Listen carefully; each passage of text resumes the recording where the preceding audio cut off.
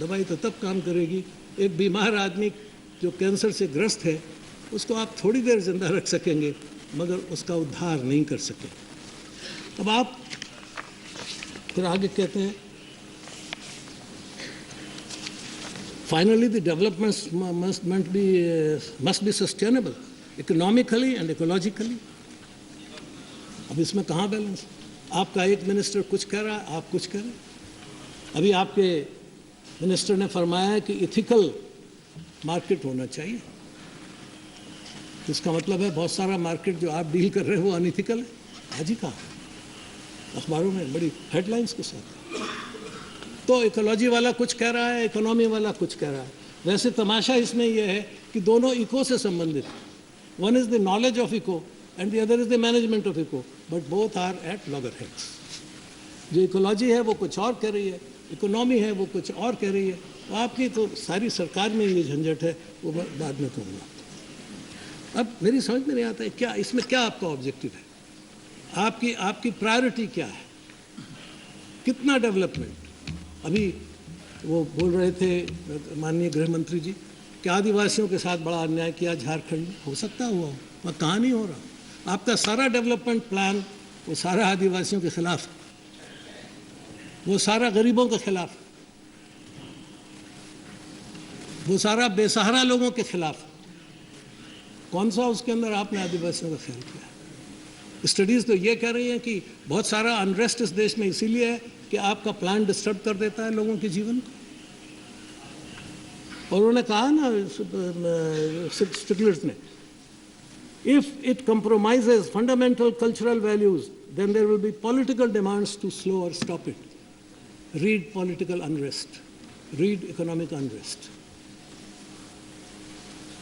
इसलिए वित्त मंत्री जी आपने एक चुनौती स्वीकार की है मगर आपके पास हथियार नहीं है उसको, आपके साथ ही आपका साथ नहीं है।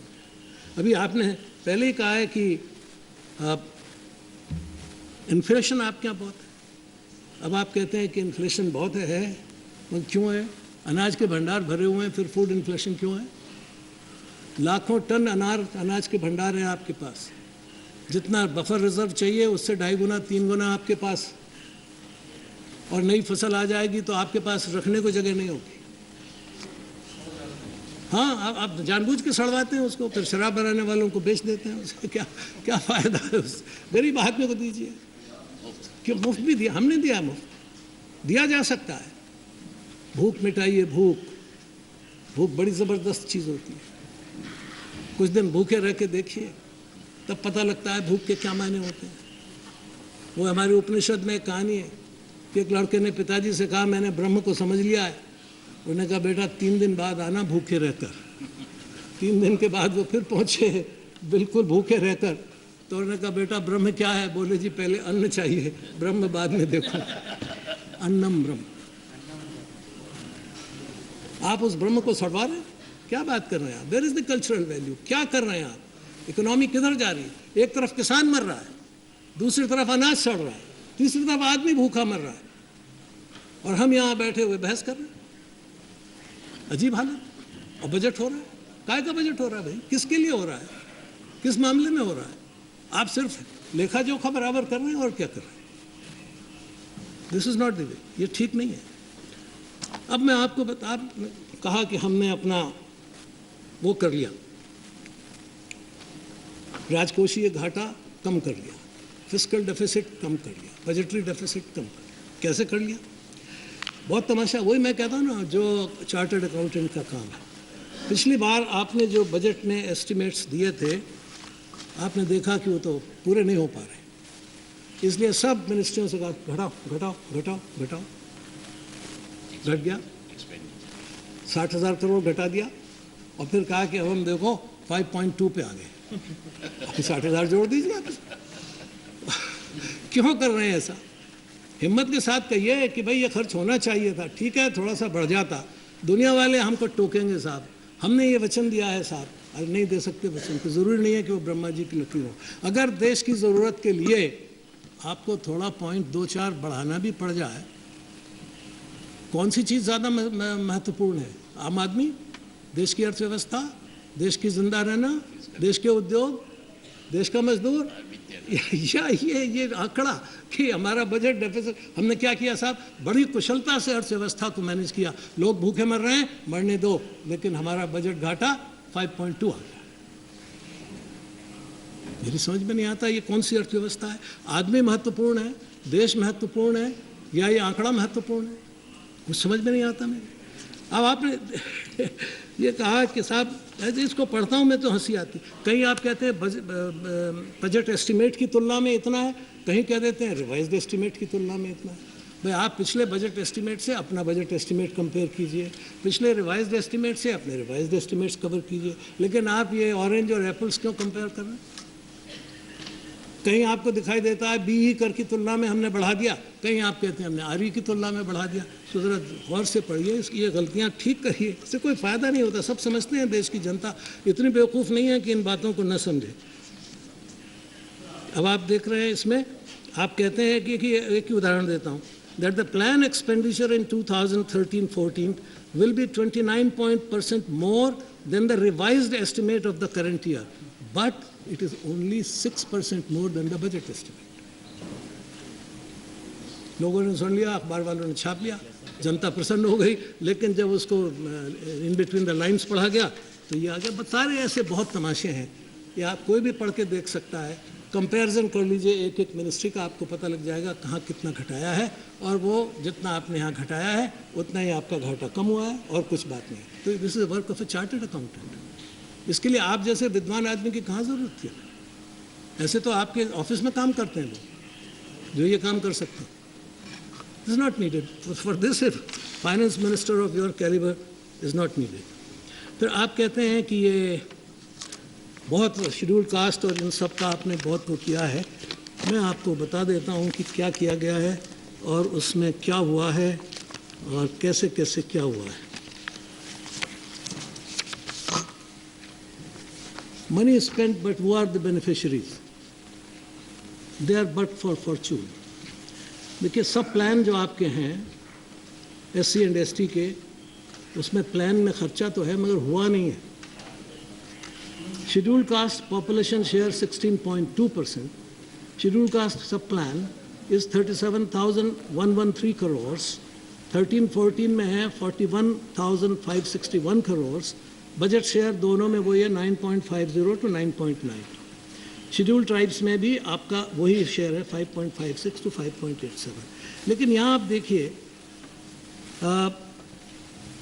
For example the seed infrastructure facility under the ministry of agriculture has set aside ₹79 crore to scheduled caste special plan and tribal special plan, while the National Food Security Mission has set aside ₹270 crore for it. NFSM is about raising of crop yields. There is no scheme for helping SC and ST. किस SC and ST के पास? If that is the way of your investment and if that is the way of your allocation, मेरे पास बहुत लंबा हो जाएगा इसलिए मैं कहता नहीं हूँ। सर्व शिक्षा अभियान ₹4,793 crore for the SC, SP and TSP. But there are no schemes specific to admission of SC or ST children or recruitment of SC and ST teachers. Again, ₹2,284 crore is set aside under the head of the midday meal scheme, though this is meant for all children. वो तो सबको वैसे ही है, उसमें कहीं क्या आपकी ministries को उन्होंने कहा रुपया रखना है रख दो, हाँ रख दो, खर्च नहीं होगा डाल देंगे, घाटा बढ़ जाएगा। प्लीज़ ऐसे बजट को मत बनवाइए, ये बड़े अफसोस की बात है। हिंदुस्तान के लोगों के लिए बहुत तकलीफ होती है इसके लिए। फिर आप बहुत है मेरे पास आंकड़े, आप हेल्थ में ब्रिक्स कंट्रीज़ में सबसे कम हेल्थ पर खर्चा हमने किया, ये आंकड़े आपके पास होंगे मेरे से भी ज़्यादा। लेकिन अब आप देखिए क्या है, आपने आयुर्वेद, यूनानी, सिद्ध एंड होम्योपैथी इनके लिए कहा कि they are being mainstream through the national health mission. Mainstream ये कौन सी आउटसाइड स्ट्रीम है? Ayurveda is the mainstream of this country. Unani is here for so many hundreds of years, जब से हमारा अरब से कॉन्टेक्ट है तब से यूनानी सिस्टम है हमारे पास। होम्योपैथी जब से आई है तब से हमारे देश के अंदर है। आप ये सिद्धा पैदा ही नहीं हुआ है। मेन स्ट्रीम कौन होता है? आप ये कहिए कि ये इनकी स्ट्रीम सूख रही थी, उसको रिचार्ज कर रहे हैं, एनर्जाइज कर रहे हैं, और मेन स्ट्रीम क्या? डू यू मीन टू से the modern medicine is main stream? This is the new stream 300 years. और अभी 60-70 साल पहले एलोपैथिक मेडिसिन में 5-6 मिक्सचर्स के अलावा और कुछ नहीं होता।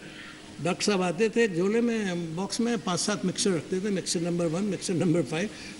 It's 300 years old, a good story, a good successful story. But please don't confuse this country. You call it as an emerging economy. What do you mean by emerging economy? It had 24% space in 1600, and now in 2013 you say we are emerging. In fact, you have converted into a submerging. That I do. How? क्या आप बात करें?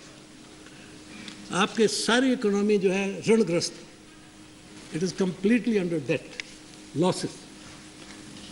अब देखिए telecom sector, financial loans ₹2 lakh crore debt. This was in September-October 2012. Banking sector, non-performing assets ₹1.37 lakh crore as on June 12. Then, according to RBI's assessment, a fifth of all structured loans go bad. According to RBI, as on March 31st, 2012, banks had ₹2.18 lakh worth of restructured loans in its books, and I don't think that anyone will be recoverable. Then, credit card outstanding, ₹22,150 crore. ये मिलेगा आपको या नहीं पता नहीं मुझे। Indian government, total planned borrowing is ₹5.7 lakh crore, of which ₹2 lakh crore would be in the second half of the fiscal. अब देखिए, फिर banking sector, report by Credit Suisse Group AG points that exposure to 10 large industrial groups constitute 13% of the entire banking system. 10 large groups, they control 13% of these loans. Indian banks had loans outstanding of ₹36,600 crore to the mining and quarrying, ₹93,000 crores to the telecom sector, power sector. The accumulated losses of the state power distribution companies are estimated to be alone ₹1.90 lakh, which would be by now must have crossed 2 lakh crores. Interest बढ़ रहा होगा उसका. Air India loss ₹67,520 crores. ये अभी फरवरी के आंकड़े हैं. Pantaloons loss ₹3,300 crores. Now, if you add all the losses, then you see the total loss comes to 40,500 crore in the beginning of this session. अब बढ़ गया होगा. अब आप इसके साथ देखिए आप रिसोर्स कहाँ से पैदा करें. आपने कहा कि आपकी जो नॉमिनल ग्रोथ है वो पिछले साल 12% हुई.